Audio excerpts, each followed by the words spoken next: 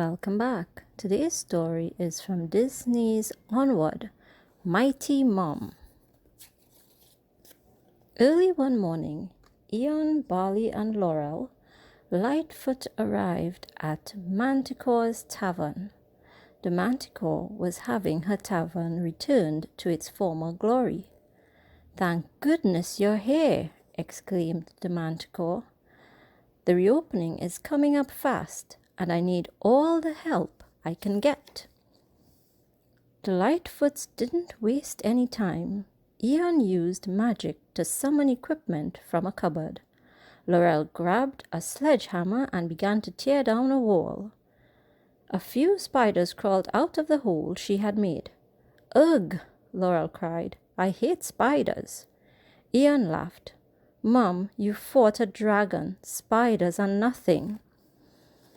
As Laurel got back to work, she came across an old nameplate. "Chanter's Talon," she read. "Where does this go?" "Nowhere. I never actually found the talon," the Manticore laughed. "I had always planned to go on a quest to retrieve it, but I got too busy running the tavern."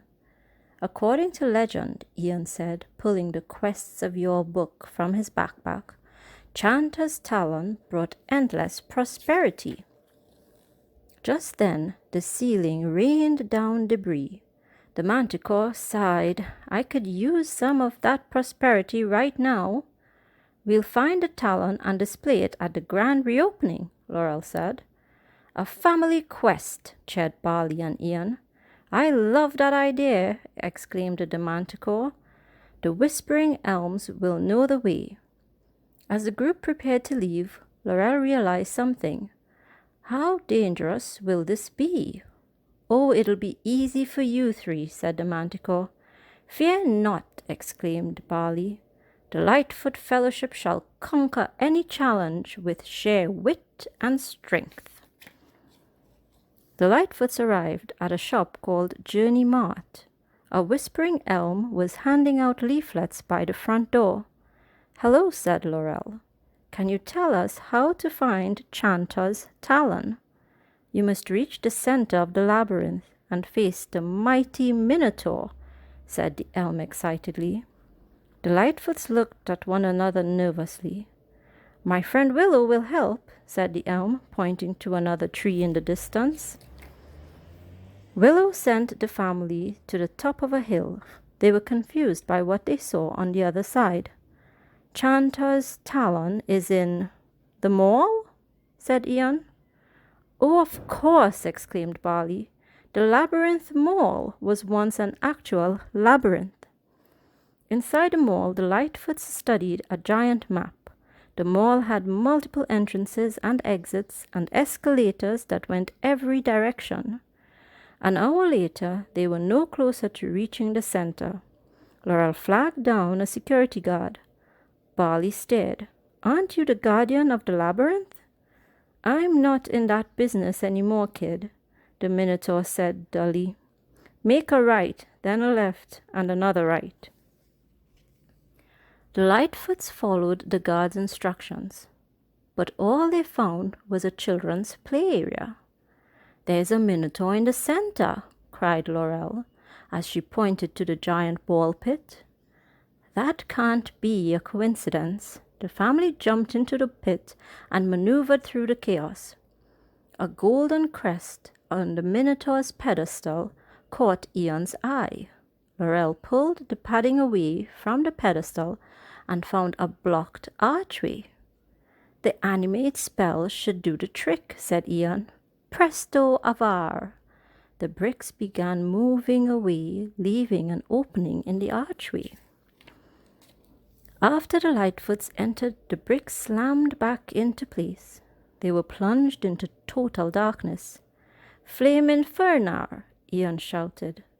A bright flame ignited at the top of the staff, illuminating an ancient stone staircase.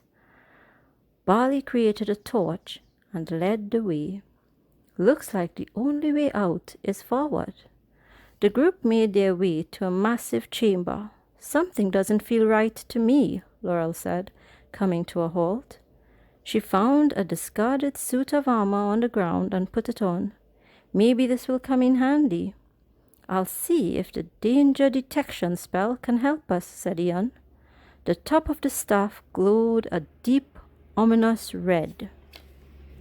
Suddenly, a giant spider scooped them all up and wove them tighter and tighter into its web. Ian's staff clattered to the floor out of reach. The Manticore said this quest would be easy, cried Ian. Why did it have to be a giant spider? Added Laurel. Just when all hope seemed to be lost, Barley spotted something in an alcove below them. Chanter's talon, he exclaimed. It's right over there.